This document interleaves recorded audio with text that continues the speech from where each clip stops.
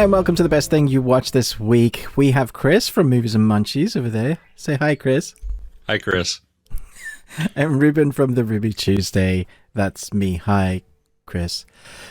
Thank you for joining us once again. We got an exciting podcast, video cast with the best things we watched this week. We're also going to be doing entertainment news and I guess talking about the things that we're looking forward to, and maybe some of that kind of Twitter news with all the entertainment news, that things that go on, they go bump in the night when you're sleeping, you wake up and the world is still there, but more chaos has ensued. That is what we will talk about. For our Patreon this week, if you're interested, and thanks to those that continue to join us on there, we're going to be talking about the worst thing we watched this week.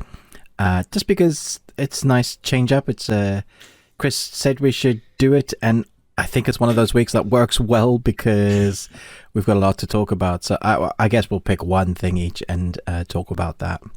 Yeah, we may bleed over into more than one, but you know. Okay. But do you have a question? I do have a question. Okay, so what is the most ridiculous fact that you know? Okay. Ridiculous fact. What is the most ridiculous fact? I don't know. I'd have to think about it. What's your most ridiculous fact? You think a little bit on it, and then I'll tell you mine. Okay. More people are killed annually by donkeys than airplane crashes. Don't check the legitimacy of that. Donkeys than airplane crash. I just want to know how that comes about. Like, what is going on? What are you doing with the donkey? Because that's a lot. Because if you take over, there's a few plane crashes and some of them big, so there's got to be, sometimes there's quite a few people that die in the plane crash. Sure, but they don't. How many donkeys are going around just kicking everybody to death? Yeah. See, I don't think. I think it's in our. Not your like first world countries. I don't think that's happening as much. Maybe on some farming accidents and stuff, but I don't think I think it's more in the non-industrialized places, or at least, the smaller towns or villages that utilize livestock for work or for whatever, that maybe that's where it's happening a little bit more. So, and it's by average. I mean, it's not, and don't check the legitimacy of that. Yeah. Did one come to you? Would you like me to tell you some more?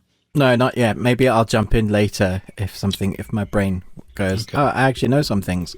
But until then, do you want to jump into the best thing we watched? Yes, let's do that. What's at the top of your list? It's been an interesting week. So I'm going to talk about an anime. I didn't actually get to review it this week, but it's one that a lot of people are talking about. Spy X Family, or just Spy Family. A spy on an undercover mission gets married and adopts a child as part of his cover. His wife and daughter have secrets of their own, and all three must strive to keep together. This one I really enjoyed because it's so light, it's funny, and it doesn't go down the typical really dark route that most anime does. Like, I find that most anime I like, but just sad and depression ensues, and you're just like, this is great. I'm really enjoying this. But this one, so we have this guy, he's a spy. He's like the best of the spy, and he's been set a mission. He's got to find out some information in this top school, Eton, which I think is actually one of the top schools in the world, so they've based it on fact. And so he has to find a little girl to get into Eton, but he has to have a family, so he's got to make a surrogate family. So he gets this girl, but unbeknown to him, this girl is a telepath. She can read everybody's thoughts. And then he bumps into a woman that also needs to have her surrogate family because of her brother. She said that she's had a boyfriend, and there's all this kind of other side for her that she needs to have a family. And so they come to this agreement where they're going to basically pretend to be a family. And she's one of the top assassins, but they don't know this about each other. So he's one of the best spies. She's one of the top assassins, and you got the little girl that is a telepath.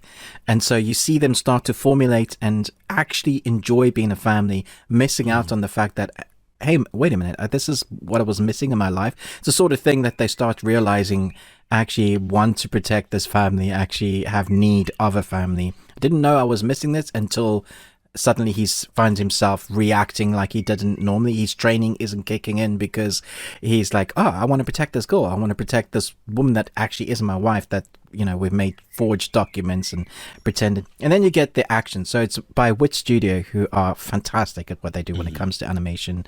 The score was very much kind of like a Cowboy and Bebop sort of score, the original anime. Has that kind of jazzy kind of overtone, which adds a nice little kind of like a pace to it. And so when you get the action sequences and they flipping and going crazy, it's cool, but it also has a very kind of suaveness to it, like much like Cowboy and Bebop. Like the characters you're watching are just cool at what they do. And then you have the comedy that comes in. And so there's first 5 episodes have dropped now. I think in some places it might be in the US, it's on Netflix, but it's also on Crunchyroll around the world and wherever else you watch your anime. But it's adapted from a manga that's very well received. It's sold millions. And finally the fans are getting this adaptation. And there was a bit of like, do we really want an anime? Because if you're ever close to a body of work, you always are a bit worried that, you know, what's the anime going to be like? So far, it's like, it's shot right up there to kind of my favorite animes. Going to continue watching. Stick this on your list. Yeah. Well, how many episodes are there going to be? Do they say? Oh, I think the standard is normally like 13 for this type of, like a 13 season, 13 episodes, 12, 13. And then there'll be a little break and come back, leave you wanting more. Nice. I don't think it's quite like Shonen, where you can get so many in a season, and there's so much recap at the beginning and the end, and end up with like 6 minutes of new content in each episode. Oh, well, goodness. Well, is it long episodes? Like, are they an hour long? No, or are they no, they're really short, like anime. 20, yeah, 20 something minutes? Like 20 minutes, yeah. Okay. Yeah. So it's super really quick binge. Super quick, yeah. Easy to get through. Huh. Well, do you know, are they going to, so that you said the first 5 episodes have dropped right now, and now each week, is it going to be just one, or are they going to drop in chunks? Yeah, no, so the first 5 episodes are available now, but they've been dropping weekly. So generally with new anime, they'll just keep dropping them weekly. It's unusual. Like, so Netflix bought the rights to have it on their streaming platform in certain places, but they won't do like what Netflix does and drop the whole lot. It'll be weekly as it comes out in Japan weekly. So we'll just have to see how it goes. I quite like having to wait a week for some things. Like that's kind of that nostalgia, going around the TV on a Friday night looking for your favorite episode, getting excited about that. Sometimes just binging through the whole lot, you miss out on that kind of, I'm excited to watch this again. And then you've watched your favorite series and it's gone, and you've got to wait a whole year. But where you watch one little kind of slice of pie each week, it has its uses, I guess. Yes. Well, if I can ride on that to segue, I wish this series would drop all at once, because my brain has been melting consistently. Shining Girls on Apple. Now, I know you've watched you've watched the whole thing. I've limited myself to watching it weekly, which I got to tell you, it's painful. It's just like this week's episode 5. I mean, things got crazy in the last episode, and then this one, like, I'm watching it and being like, wait, I've seen this before. I've seen this scene play out, but now it's different. And I don't know where we're at in the timeline, because it seems like it's current, but wasn't what I was watching before current?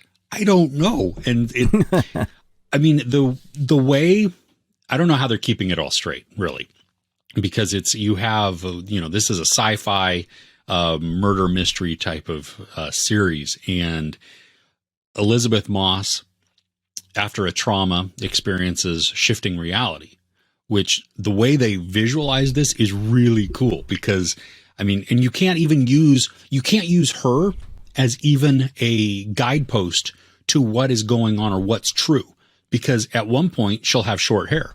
At another point, she'll have long hair. We'll watch it change for her, as maybe something changes and she changes. And then it will There's go no back baseline. to- Yeah. No, and I'm like, what's going on? You know, and you have Jamie Bell, who is our villain in this. At least it seems to be. I mean, he says he is, so we're going to go with that. I mean, he's very creepy and very menacing, but he also, like, he has his own ability, which I think is being able to travel through time in some way, shape, or form. Don't really understand it yet. It hasn't been explained. But he is just as confused at what Elizabeth Moss's character either experiences or can do. So we're like, okay, nobody knows what's going on. It's from an audience perspective. I mean, it's wonderful. Like, it sucks me in, but at the same time, there's, you know, just because we've been burned so many times by shows that don't really know what they're doing, that you get to the end and be like, oh, well, so you didn't know what you were doing. There are answers for this, though. Okay. Yeah. Well, good. It's great. I mean, we paused it multiple times in this episode, my wife and I, so that we could discuss back and forth. We were like, well, wait a minute. What, are we in a different timeline, or is this past? Is this present? You know, and then trying to figure out, well, no, but see, her hair is this way. Well, yeah, but just a second ago it was this way and it changed in front of us. So it's not like, I'm lost. I mean, which is not a bad thing, because this is on my list of one of the best things that I watched this week, because it's just, I love what it's doing to my head. I wish in this instance they would have dropped it all at once so that I could, you know, because each week I play a tiny bit of catch up of like, well, what happened last week? Okay, where were we at in this? Because the time and reality are messed with so much. I think I would like the continuity of being able to just go back to back to back to back to episode. So I will certainly be doing that once the whole series is done, to watch it again. Yeah, I don't know if I could have watched it like you, that week to week. Yeah, because I needed to know, so I'll just click on the next episode. I'm like, yeah, but that doesn't make any sense. Like, why is that happening now? Wasn't she just in that time? But she didn't look like that. Why is that changed? She made sure she wrote down those notes, and yeah, it's definitely one of those that makes you question everything. Yeah. Thankfully, episode is it 8? I think 7 and 8. Mm-hmm. It's not. Yeah, I don't think it was 6. I think it was 7 and 8. That is where the story gives you answers, and then makes you kind of go, "Oh, okay. How are they going to finish this then?" Okay. Yeah. Okay. Well, good. That's good. Well, and some people have said that it was it's based on a book or a series of books, maybe. And so it has source material that has, you know, presumably a laid out end. Now, obviously, I haven't read the book or the you know, any of the books that it's based on, so I don't know. I mean, just because they have an end in the book written, that doesn't mean it's good. You know, that it's satisfying. So we'll see. But yeah, nice. Before I carry on with my next one, I'm just going to do an honorable mention if I can. Yeah, you can. I'm busy working through the new HBO series, The Time Traveler's Wife. There are 6 episodes and they're 50 minutes apiece, so it's a fairly short series but long-ish episodes.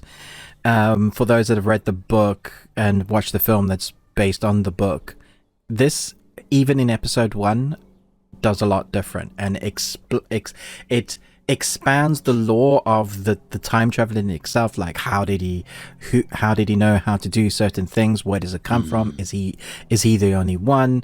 But then it keeps the core premise of this love story where he meets this young girl, like when she's like really young, like 8 or 9 or 10, and they meet throughout, and they're always missing each other in time, but ultimately spend their life together. It's a tragic love story because he spends some time with her and then he'll disappear. It can be 5 minutes, it can be a week, it can be a month, it can be a few months, but he'll just disappear. He has no control over it. So rather than being a superpower, it's a hindrance. It's like he's got something wrong with him, like it's a medical condition, which is a very interesting way to do it. And even in episode 1, they're like showing us things like, well, what do you do when you drop in a different place? You're always naked, you have no money, no clothes, and so they're saying, well, he's got to be a thief, he's got to learn to fight, he's got to do all those things, because It's like he's like a Terminator. Well, not even like the human version. You know, in the Terminator, you got Reese, and he comes back, and you suddenly got to be able to fend for himself in every different time that he arrives in, and then try and continue to have a relationship with his future wife, which is, it's very interesting because he jumps back and forwards in time. Weird. It's brilliantly acted. I'm trying to remember. Just get it right. Have you seen the film? No, I haven't. It's Rachel McAdams, right? Is that and Eric Bana? Is that who? Maybe the guy's not right. Yeah, I thought it was Rachel. In the movie. Yeah. That's right. So so we got Theo James as Henry. Oh, okay. Who plays the time traveler, and he's pretty good in this. I like his presence. And then we got Rosie Leslie as Claire. So from Game of Thrones, the red-haired lady. Yeah, she's fantastic. It's very romantic, but not in like a cheesy way where you just kind of roll your eyes and like, oh. It's done in a tragic way where you're like, yeah, no, I feel this must be really hard. If this was a real thing, this would be really hard to get through. But there's much more fantasy in it than I was expecting, like more lore in the time traveling, which I really appreciated because they don't go much into that in the film. It's more like a romance drama. This time it feels like they're spending more time, I guess, because there's 6 episodes. They can do that. So this is just to flag up coming out soon. Is it a limited series? Limited series, I believe. Okay. Yeah. May 15th. Okay. So actually on the day that this the podcast releases. Yeah. I think it might be weekly, so that might drop like the first couple episodes, and then it'll be weekly. Okay. Everybody seems to be doing that at the moment. Yeah. Do you? Yeah. HBO too. I mean, that's what they thrive on. I'm watching several series where it's just. Do you get the sense though that even though it's a tragic love story, that it has not a heartbreaking ending to this version, or do you think it's going to end in sadness also? I don't know. Okay. Because there's so much different already. I really like the idea of what they're doing with it. But there is an impending doom, because how can you control it? Who goes first, or does it just disappear? Imagine like being with someone that is really sick, your loved one, you're caring for them, and then you disappear. Your clothes are left behind, and you're like, there's no control. So you're always going to have this tenseness in your relationship that, yeah. Imagine being in a big fight, and that's the way they escape. Well, yeah. I mean, from a relational standpoint, that's just messed up. You know, not just from a fight or a disagreement, but any type of thing. I mean, you could be mid conversation, mid whatever. I mean, even things driving. Or you go to sleep. Certain things you can't do. Yeah. Oh, yeah. On the. Do they spend some time like seeing it from the other person's perspective too, the one who's left behind, who doesn't get to see? Yeah. Oh wow. Yeah. Okay. Yeah, you do. Nice. Yeah. Right on. Yeah. Sure. So that was my honorable mention, but I'm really excited to talk about this one. Okay. I think I mentioned it to you briefly this week. I'm not even sure that I'll ever watch it again. And the more I think about it, the more I think it's a good film, but it's just horrific to watch. It's called The Sadness. It's a new zombie-ish horror film, a Taiwanese, I believe. The producers, to fund the film, used cryptocurrency, and they have a cam girl site that they used the money from their cam girl site to fund this movie. So it immediately has kind of a presence to it. Whatever you think, your job's your job. I'm not going to comment on that. But I was like, okay, that's weird. Cryptocurrency and cam girl. So that was a weird random fact about the film. Okay, so think Train to Busan, which is pretty intense itself. And then think the goriest film you've ever seen.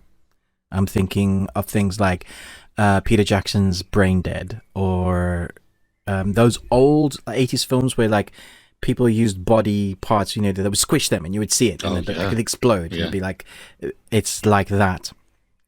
And then think zombies that have intelligence, they don't lose their faculties. Just everything for you as a human being that could be evil is heightened. So your inhibitions are unlocked to a really nasty bit. Oh, wow. So if you've ever had a dark thought and that dark thought is then realized to its worst bit, that is what happens to these. And so people are like, the zombies are running at you really, really fast. But there's a scene where a guy pulls someone's eyeball out and then wants to have a sexual intercourse with that person, with his member. It's that dark, Chris. Yeah. So there's literally moments in this film where it's the conversation that you have afterwards with your friends, and that bit when that person, then they snapped the arm, and they're peeling the skin off the face, and you're just like, I know, I didn't want to watch, but my eyes were like, oh my gosh, it's and buckets and buckets of blood. But what keeps it interesting is this: you have your two protagonists that are trying to meet up to survive, not catch the disease, but get together and escape the city. And so it's a chase, but from both ends, from a female and a male perspective. You are kind of rooting for them. You don't get much of a background story because you don't need much. You see them at the beginning, you kind of care about them, and then chaos ensues. And then it's just like heart-pounding nastiness. And the reason why it's so scary is because every time you meet another group of people, you're like, oh my gosh, now what's going to happen? Don't make me. Why am I watching this? It's that sort of, yeah. So don't eat. Couldn't watch it with my family. Yeah. Definitely don't eat. You'd be like chewing, and then you just dribble it out. Your mouth would be like. Oh. It's just. Yeah, I saw a couple of comments on Twitter the other day of just how like the practical effects are off the charts. Like it's just. Oh, so good. Yeah. Disgusting in a really great way. So yeah. And you said that's on Shudder, right? I mean, I didn't know we could do that anymore. Yeah, that's on Shudder as an original. I was like, how like you talk about pushing the bar, because we've seen a few films recently, like X, pushing that bar of like they mixed the pornography with the violence, and that was pretty violent. Yeah. And then we saw, what was it, Texas Chainsaw Massacre, the massacre on the bus. That whole scene was like brutal, regardless of whether you liked the film or not. It was gory. It was gory, yes. But then you take all of that, and you mix in the nastiness of like human beings that aren't quite zombies, but you kind of want them to be, because if they realize what they're doing, then that's just wrong on another whole level. Yeah. I really like the idea of zombies that have all their faculties, like that they're just really, really bad people now. That's I don't know if I've ever seen that. I mean, scary, man. Yeah, because we've seen it like with 28 Days Later, where I mean it's rage and they're fast, but it's not. I mean, that's really all it is. It's not like thinking so much, and oh, there's a thing. So they don't change in any like deformities or grow things, but their eyes are black. So something affects them the way they see, and the eyes just like. It's like they have no pupils anymore. It's just black. Ooh.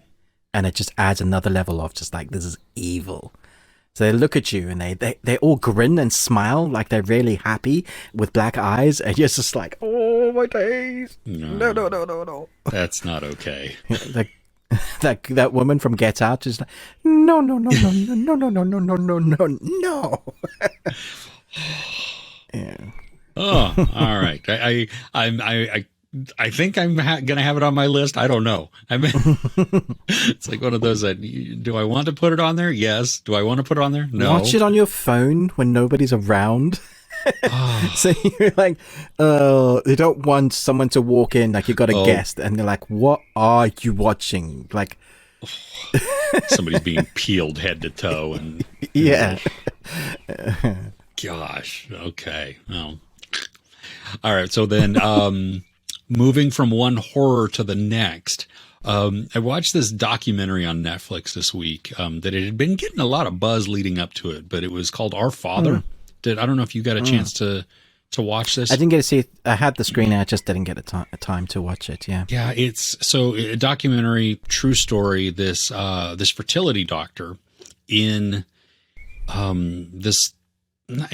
like an offshoot of a bigger city. I think it's in Indiana or Illinois. Doesn't really matter. Within the United States, and he, well, it starts out this girl. She discovered she doesn't really look like her parents. And like she's, just blonde hair, blue eyes. They're brunette with brown eyes, and so she's like, well, something's a little off, And she does one of those home DNA tests, and then it shows up that she has some possible half siblings. Like, what the crap? So she goes down this road. Oh. Yeah, well, and she asks her parents, and I mean she's an adult at this point, or at least a later, late, I think it was early 20s, maybe something, and her parents didn't tell her that they used donor sperm at a fertility clinic to get pregnant and have her. I think that would have solved a lot of like heartache just on her part right up front. Had they told her that when she was a little, that this is why you look different than dad. It doesn't change that he raised you. I mean, he's your father. Biology at that point doesn't matter. I mean, it's the time spent and everything else. That's what really makes you a dad. And but what comes to find out though is that this doctor, instead of using donor sperm, like they have like all of these medical residents that have, so they're highly educated, and it's regulated so that if you use a sperm donor in a location, you can use it like at the maximum of 2 or 3 times, because otherwise, if you do more than that, you run the risk of having more and more offspring that are semi-related. And, if they meet, if they have children, that causes genetic issues potentially. So they want to limit the exposure that way. So there's rules and, just guidelines that they adhere to. Well, this doctor says he's using donor sperm. Instead, he's going back into his office, having a little session one-on-one with himself, and then inseminating these women who go knowing that they're asking for donor sperm. I mean, that's that part of it. They didn't ask for his. And but to what end? Some of it's like this weird religious type of belief that you need to, procreate and have. I mean, they take like biblical scripture just way out of context, and so you see it like plastered throughout the one of those. Yeah, exactly. Throughout the fertility clinic and everything else. The bad thing though is, I mean, there's some things, and this is a minor spoiler for anybody who hasn't seen it, but it is a documentary, so there you go. There were some where the husband would come in with the wife, and he would provide a sample. So it's not like he couldn't, like he was infertile. He just maybe his sperm didn't have the mobility, and so they needed a little help or whatever. Yeah. The doctor would not use the father's sperm, but use his own. So these parents, believing that they were just, it was their biological child, was actually not. I mean, well, it was half, and what happens is you watch this clicking number just increase as the documentary goes on, as more and more people discover how many, and in the like it showed in the trailer, which is just, it becomes horrifying. It's like, oh, please don't let, when you're looking at your DNA results and you're like, oh, please don't let it be somebody I know. Oh, please don't let it be somebody I dated. Or I'm married to. I mean, there's one, this one at the end, one of the last people that they interview. I'll save that. I won't spoil that one, because it is. It sounds fascinating, to be honest. It is. It really, I mean, it's angering, because there's, like the girl who initiates this investigation, like she's the first one to discover it, and then it just unveils from there. I mean, she involves the media, they get involved, and that helps spread the word, which then helps, find all of the different half siblings. Well, they keep presenting it to the state district attorney, or the attorney general or whatever, like, dude, this has got to be illegal. There's got to be something here. And in the legal books, there's not, it doesn't classify as anything that could be legally prosecuted. It's absolutely reprehensible and disgusting. But you're like, how is this not something illegal? I mean, from a medical standpoint, you're going against their wishes.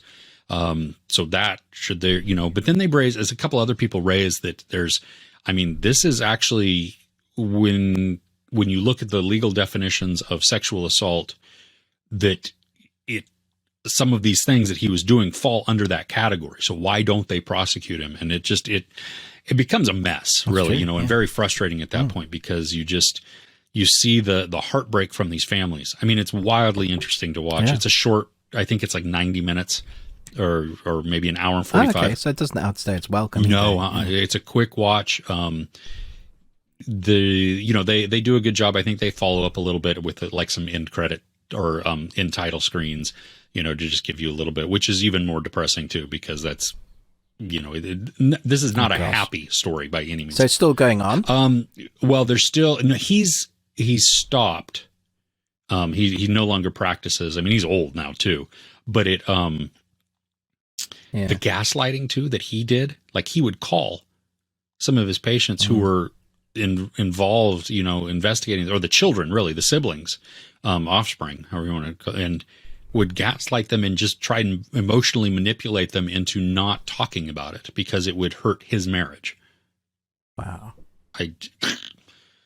So yeah, but again, the reason it's still kind of going on is that people may not understand or may not know. Like there could be more potential. There's more people that just haven't taken a test yet, and so that is it in the hundreds. Then it was it 92, 94 when the number stopped on there, but yeah. Wow, the world is fascinating enough, right? Yeah, I mean, not in a good way, but it's fascinating. Yeah, what we do to each other, it's just like, yeah, so bad. Wow. Okay. Okay, so this one I didn't review on my channel, but I did want to talk about. I was annoyed at how much I enjoyed it, because my heart always sinks because I think Netflix will just cancel it, because that's normally the way things go. Is this good? Yes. Cancelled. So it's based on a book. There is a movie. The movie is not like the series, thankfully. I like the movie, but the series does a lot more for the book, because it's not actually called The Lincoln Lawyer. The series that it's the book that it's based on, I think it's book 2 in the series of books. I think there's like 5 or 6. I love this. I was so surprised how much I enjoyed this. My wife and I was like, oh, let's just keep watching the next episode.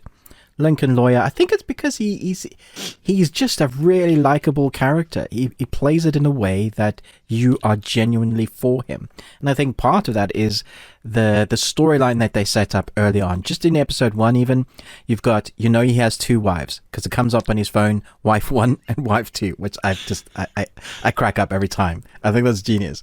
But he's still friends with them. You want him to get back together with the second wife. You see how complicated the relationship is with the first wife. There's a daughter involved. He almost killed himself on a surfboard, and so he's a recovering drug addict. So he's been to rehab, and then the first person that gets to drive him is a recovering rehab, and that's possibly my favorite relationship in the series. Them two in the car looking after each other is the heart of the series. So when you get to the court case and he's lawyering from his Lincoln, which is another great way to do it, I was just like, man, I'm so invested in this character. So no matter what happens else in the story, with he's investigated with the world's deepest voice. Oh my gosh, I'm a man's man and I drive a motorcycle and I'm gonna go and get the information you need. And I was like, amazing characters. What did you think? Maybe you didn't like it as much as no, I really did. And I agree with you. I really enjoyed and appreciated the fact that he was a good guy. that we have this, he's full of integrity. I mean, he talks about how he fights for the underdog, that he, and some of the things that were instilled by his dad. And then you get those flashbacks of, sure, I did my best. I did my job to defend this person. But if they're guilty and the jury finds them guilty, I've done my job, but I can also sleep at night. But it's when I defend the innocent person, the person I know is innocent, that's where it really comes in, where I feel it, where, and so him, because a lot of these series, a lot of the time they focus on the dark part of the character and take it down that road. Like, you know what I mean? Like they exploit the negativity of the character. And in this one, they used it in a positive light, him being an addict and needing to go to rehab, but then also help, like you said, he hires a former addict as his driver. They help each other back and forth. I mean, that dynamic, really good to be able to call. And you get to see towards the end of the series, the amount of concern that they have for each other. I mean, that is, it's grown so much over this short period of time. And yeah, I even enjoyed the legal case, those parts of it. I thought some of it was predictable in certain aspects. So, and I was a little curious at when part of the story comes to a conclusion, and we have an episode and a half or 2 episodes left. I'm like, well, where are we going to go with this? But it wraps up other portions of it. And that's where I like that. And so you get to see they all throughout, how they had these side stories that were going on, some with Neve Campbell's character as she is an assistant district attorney. So she's investigating a case, but you're like, are these going to tie together? What's going on? I don't know. Or is this just sitting over here? And if they don't talk about it really at the end, if we don't see a resolution to this, then it just kind of becomes a distraction, and I'm glad that that the story circles around to these other pieces. And I, like you, I hope that they continue on because there are still some aspects of this. There's a scene at the end that I went, that's the guy with the thing on his hand. And I was like, oh no, what's going to happen? God. Oh, so yeah, no, I really enjoyed it. I mean, it was much better than I maybe anticipated, and I got sucked in. It's a longer series because it's what, 10 episodes? It's like what, 45, 50 minutes each. Yep. So it is, it's an investment. It's longer, but I didn't notice it so much. Like there's some series recently on Netflix, 6 episodes, even half-an-hour episodes. I'm like, ugh, this is dragging. But this is like long, and I was like, I want more. This just shows the quality. I think one of the writers as well, I can't remember his name, but as soon as I saw his name, I was like, yeah. Oh, of the book, Michael Connelly? Is that? Oh, no, of the actual. Oh, like the screenplay? TV okay. series. Yeah. Well, yeah, it was an easy series. That was the thing, that it was, very easy to watch. And and not even like casual watch. I mean, I was invested in what was going on. Yeah. It was just, it played out very easily and, sucked me in. Good choice. Yeah. So what's next on your list? Okay. I've been holding this one. Because this is absolutely the best thing I watched this week. I got to go see Top Gun Maverick, and I am not going to share any spoilers, I promise, because the movie doesn't come out for like 2 more weeks. Yeah. I got a really early embargo, actually. It really was. I was surprised. I'm curious if that's because the movie has experienced so many delays up until this point that they wanted to, if press gets to see it, get those people out to create some buzz for it. Get the hype and the buzz back. Yeah. Now I did hear some, like there was a newspaper reporter behind me at the screening, and he was chatting with his wife, and he was like, I don't know why this is so early because, I won't write mine. My review won't come out until the Friday it's released. And I'm like, okay, well, yeah, I understand that because you're in that type of media and that's how that, your timeline works. But for those of us like who are doing YouTube or online type of things, the studio kind of wants some of this early generating buzz. Yeah. Can I quote you? Flippin' heck. This movie just, it's okay. First off, we didn't think it existed. we Right, yeah. No, we didn't. We thought it's just a trailer. They're teasing us. It's not real. Holy crap. Okay. So let me get some of the negatives out of the way just right off the bat. It's not a perfect movie. Okay. There's character development that is lacking in certain things. There's even some character arcs that they're nice, but they're essentially not needed for the whole story. No big deal. Okay. Everything else, I mean, the character dynamics, I felt, and you don't need to see the movie, or you do need to see this movie, but you don't need to see the first Top Gun to get into this movie. But there's no danger zone to get into. No, well, it helps though if you have, because the key emotional moments, there's certain ones that tie back to the original, and they make what happens in this one more impactful. Do you still understand the concept? Sort of, I think, but it's not going to be you're probably like a couple of these moments you're like, I don't know. I see some flashbacks here, and they use flashbacks really efficiently, which is nice too. But so if you have seen it, this will hit harder in different areas and be better. Okay. Yeah. So the character dynamics, they're great. I love the conflict story that Tom Cruise is on.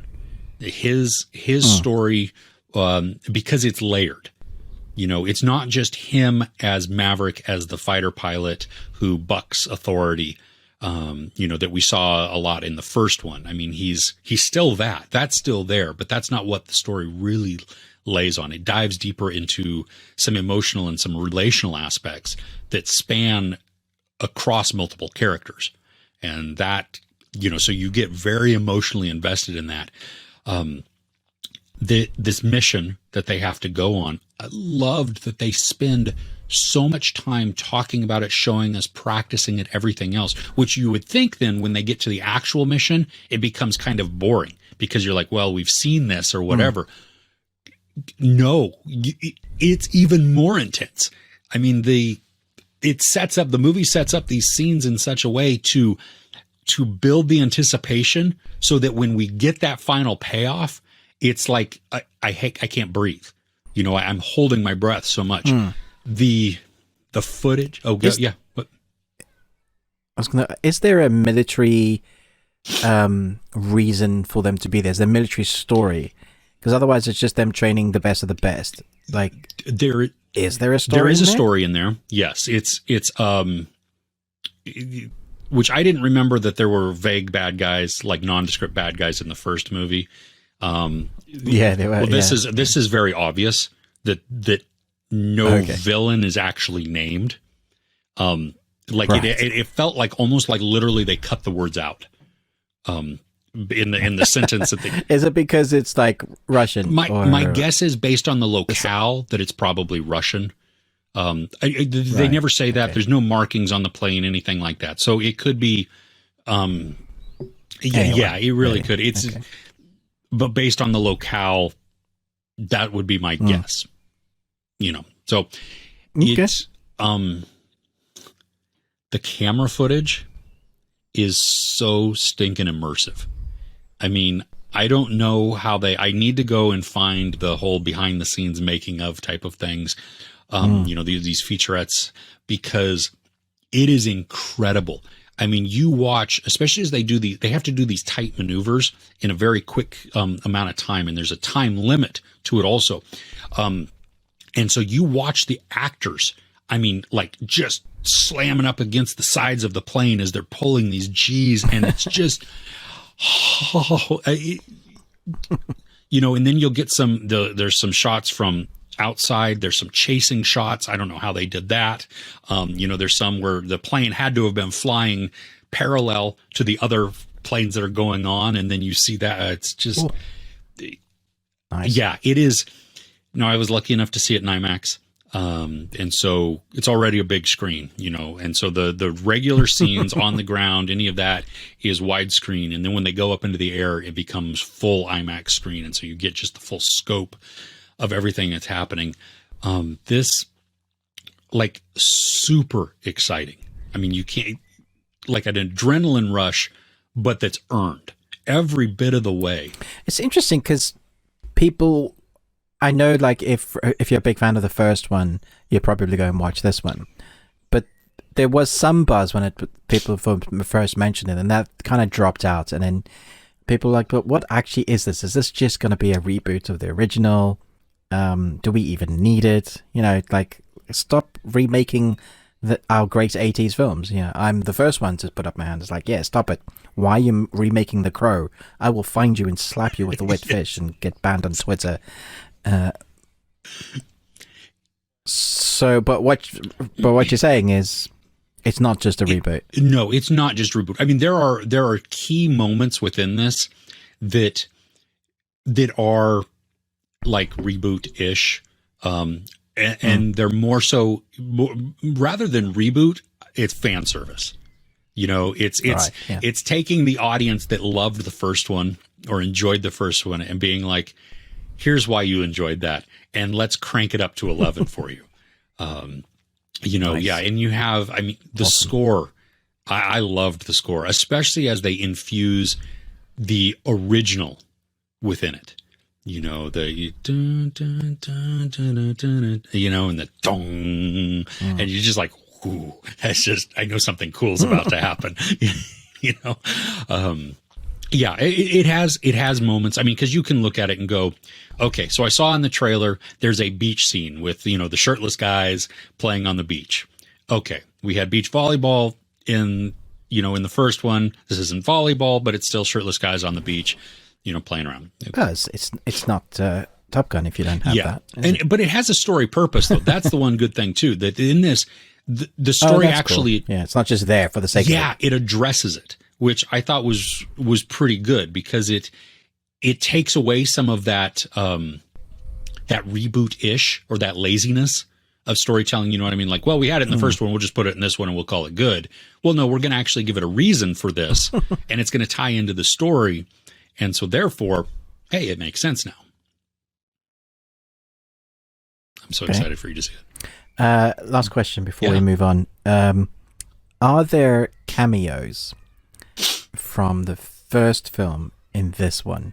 Because I was wondering if people like Meg Ryan they might pitch up. Well, because they use footage from the first movie, it's sparingly used, but it's there to enhance different areas of the story, just to give you a little bit more context, or maybe to remind you of, oh, that was what was going on in the scene, something like that. So you're bound to see some people that don't necessarily make it into the film or however, but there's, so I'll leave it at that because, spoiler territory. Yeah. Okay, cool. Yeah. Okay, cool. Great.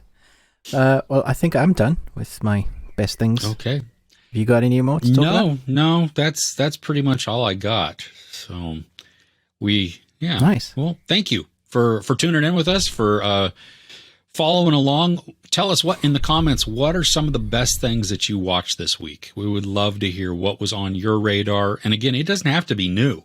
I mean, it's only what did you like? What did you have fun with? Because that's what makes it onto my list then. That's what's outstanding is when I love getting those recommendations because I add them to the, that growing Google Docs list of things to check out when I get the opportunity. So that's fun. So please keep the suggestions and recommendations coming of the best things that you watched. You can always tweet at us at Best We Watched. Please like, share, subscribe. Ruben with the Ruby Tuesday, me, Chris with Movies and Munchies. If you want the full audio version, you can head over to whatever podcasting platform that you happen to listen to or use. Find us for the best thing we watched. I know how to speak. We're on pretty much every platform. Well, I mean, there's probably tiny ones where you're like, oh, you're not on this one. Well, okay. We're on the big ones, at least. Like, share, or like and rate and review us. That's really what I want to say on those platforms, please, because that helps us out too. And as a reminder, check us out on Patreon, patreon.com/thebeardedones, where there is a ton of content over there, from personal stories, trips to the cinema, travel travel things, our MCU tier list ranking, 1 minute movie review contests. That's the word that was a C word. But anyway, yeah, there's a ton on there. We'd love to have you check that out and become part of that. With that, we will see you next week. Take care.